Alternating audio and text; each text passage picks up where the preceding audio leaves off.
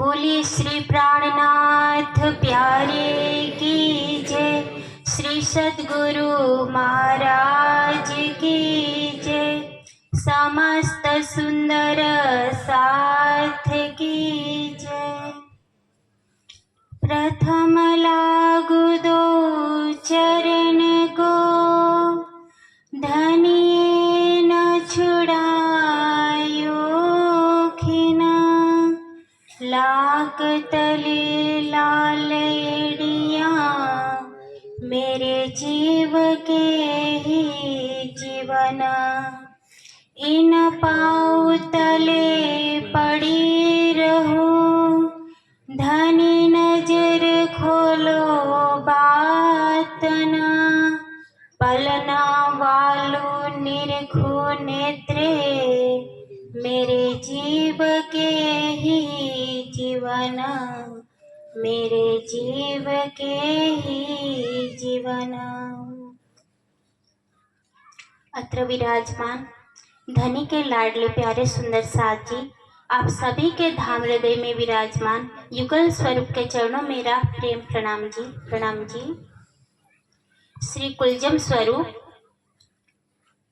वाणी प्रकाश प्रकरण दूसरा, उसकी लास्ट चौपाई है 16 नंबर की कि अब इन उजाले जो न पहचानो, तो आपन बड़े गुनहगार जी, चरने लाग कहे इंद्रावती, पीयू जी के गुण अपार जी।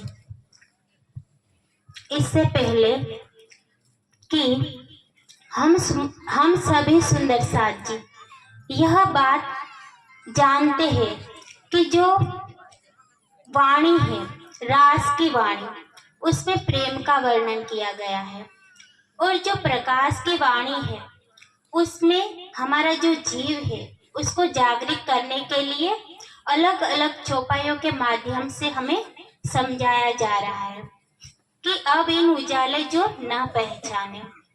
यहाँ पे उजाले या अर्थात के प्रकाश, जो प्रकाश की वाणी है वो जीव को जागृत कर रही है, जिसमें उजाला शब्द आया है कि अब इन उजाले जो न पहचाने।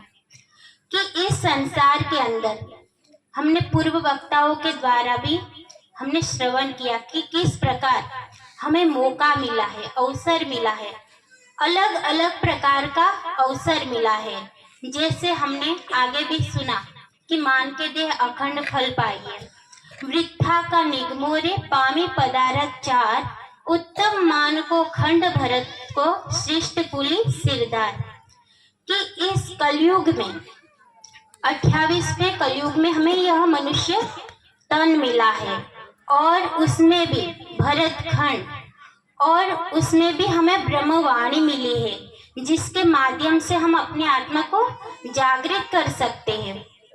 हम सभी जानते हैं कि हमारी आत्मा तो जागृत है, किंतु जो जीव है वो इंद्रियों के माध्यम में इस संसार में फंसा हुआ है, वो जागृत नहीं होगा तब तक हमारी आत्मा कुछ नहीं कर सकती। अब इन उजाले जो न पहचाने, कि हमें जो ब्रह्मवाणी इस संसार में घोर कलयुग में जो ब्रह्मवाणी मिली है, अगर उसके राह पर हम नहीं चले, जो हमारे ब्रह्म मुनि हो चुके और जो हमारे परमहंस है, जिन्होंने हमें मार्ग दिखाया कि महाजनो ये न गंथ स पंथ, कि जो परम जिनको हम ब्रह्म मुनि कहते हैं, जो हमारे अलग अलग प्रकार के जो हमारे मोमिन हैं, जिन्होंने मार्ग अपनाया, अगर उनके मार्ग पे हम नहीं चले तो फिर हम किनकी लाइन में आएंगे? गुनहगार। अब गुनहगार क्यों?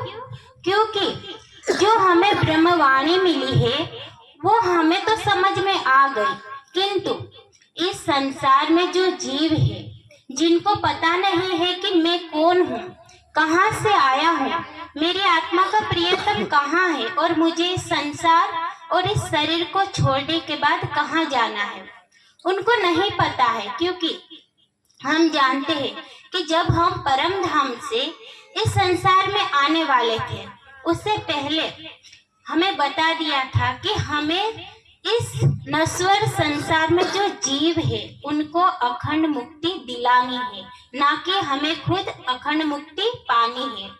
तो हम कैसे भूल सकते हैं कि हमें संसार में अखंड मुक्ति देनी है। इसीलिए जो ब्रह्मवाणी मिली है, खुद मंथन करके जो कॉल है जागो और जगाओ, उसको पूरा करना है। इसीलिए अगर इस मार्ग को हमने नहीं अपनाया, जो आज हम वर्तमान समय में देख रहे कि हमारे जो स्वामी जी है, जो अलग अलग गांव शहर जाकर जागनी यात्रा में अलग अलग नए नए जो प्रवाही है, जो राज्य के बारे में नहीं जानते, उन सुंदर साथ को जागृत करने का जो प्रयत्न कर रहे हैं, तो अगर हम भी उनके चले हुए मार्ग पे, उनके दिखाए हुए मार्ग पे चलेंगे, तो हम गुनहगार की लाइन में नहीं आएंगे। चरने लाग कहे इंद्रावती कि हमारी जो इंद्रावती जी के आत्म है, वो हमें बार बार वाणी के माध्यम से, उनके अंदर स्वयं अक्षरातीत धाम धनी विराजमान है, और वे हमें कह रहे कि हे सुंदर साथ जी, जो तुमने वादा किया था परम धाम में कि हे सखी, अगर मैं भूल जाऊं तो मुझे आप जगा देना, अगर तू भूली तो मैं तुझे तुरंत बताऊंगी। तो वो हम भूल चुके हैं।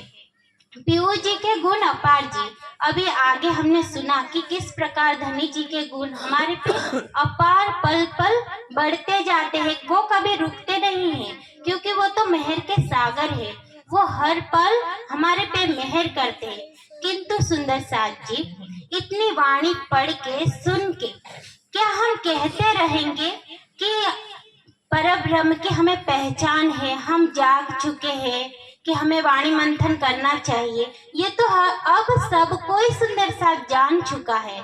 क्या हमें ऐसे कहते रहना है? कहने से थोड़ी ना आत्मा जागृत होगी। उस मार्ग पर हमें चलना पड़ेगा, चितवनी करनी पड़ेगी। इसको हम एक दृष्टांत के माध्यम से समझते हैं।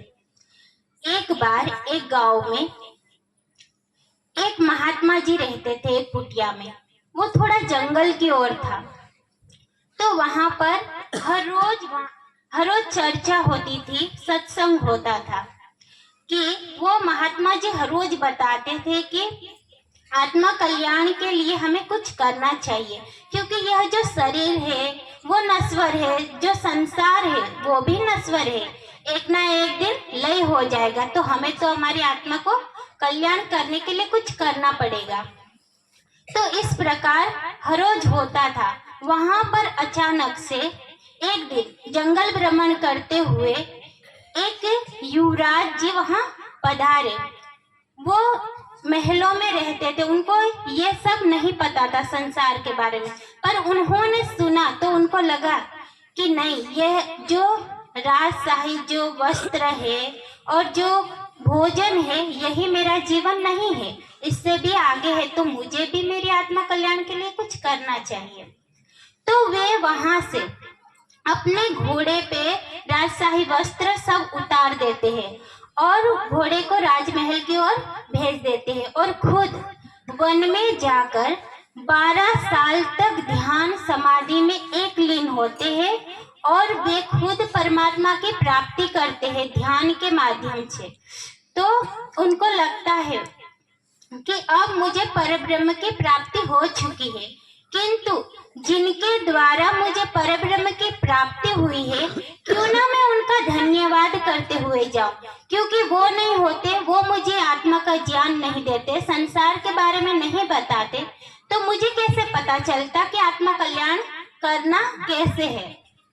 तो वे वहां जाकर देखते हैं उस जंगल में, वो झोपड़ी के अंदर, तो वहां पर जो श्रोतागण थे वो वही के वही बैठे थे, और जो महात्मा जी थे वो सुना रहे थे कि यह शरीर और संसार नश्वर है और एक ना एक दिन इसका लय हो जाएगा, तो हमें आत्मा कल्याण के लिए कुछ करना चाहिए।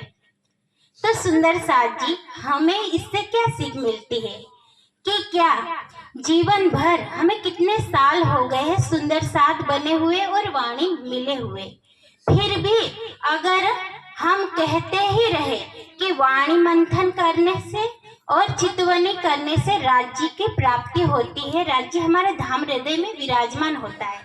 क्या हमें कहते रहना है कि हमें उन युवराज की तरह एक जगह पकड़ के कि इन जगह इतने स्थान पर इतने सुंदर साथ को जागृत करना है और चितवनी में लगाना है। ये हम प्रयत्न करें कि हमारे जो परमहंस हुए हैं उन्होंने स्वयं यह जो वाणी का मार्ग है उन पे चल के दिखाया है, तो हमें भी उन मार्ग पे चलने का प्रयास करना है।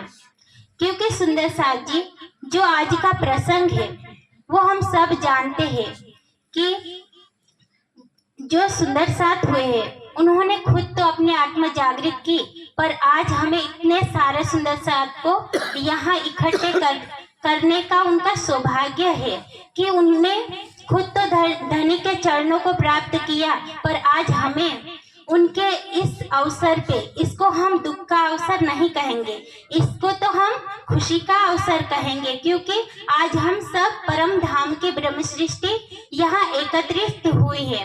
क्योंकि सुंदर साथ जी हम सब जानते हैं कि जिनने जैसे कर्म किए हैं वो ही कर्म ही साथ में जाते हैं। मनुस्मृति में कहा गया है कि धनानि भूमौ पशुवश गोष्ठे भार्या गृह द्वारी जन श्मशाने देह चितायाम परलोक मार्गे कर्मानुगो गच्छति जीव एक। कि जो भी व्यक्ति है इस संसार को छोड़ के जब जाता है, जब उसकी अर्थी को ले जाया जाता है, चाहे वो पति हो या पत्नी हो, जब उसको अर्थी को ले जाया जाता है तो वहां पर जो पशु होते हैं, पशु पक्षी जो भी है, जिस पशु को जैसे गाय हो गई, भैंस हो गई, तो वो वाड़ा है उसी में खड़े खड़े उस अर्थी को देखते रहते, वो कुछ नहीं कर पाते हैं, चाहे वो भी कितना भी प्यार करते हो। और जो भार्या या अर्थात की जो पत्नी है वो भी अपने घर के द्वार तक ही उस पति का साथ दे पाती है, वहीं पर ही देखती है, वो अर्थी के साथ वहां से आगे नहीं जा सकती है। और जो गांव के लोग होते हैं जो अर्थी को स्मशान तक ही पहुंचा पाते हैं उसके, और वहां अंतिम संस्कार कर देते हैं और चिता भी वहां तक ही पहुंचती है। किंतु जो जीव है वो सिर्फ किसके साथ जाता है? एक कर्म के साथ जाता है, चाहे वो अच्छा हो या बुरा हो। तो इन सुंदर साथ जी के माध्यम से हम सीखे कि इन्होंने तो इतने अच्छे कर्म किए कि आज हम सब ब्रह्म शिष्यों को यहाँ एकत्रित कर दिया, तो हम भी ऐसा कुछ हमारे जीवन में करें कि हमें भी याद रखे सुंदर साथ, और इस प्रकार जागनी आगे बढ़ती रहे, राज्य को याद करे। बस सुंदर साथ जी इन्हीं वचनों के साथ मैं अपनी वाणी को विराम देती हूँ। बोलिए श्री प्राणनाथ प्यारे की जय। प्रणाम जी।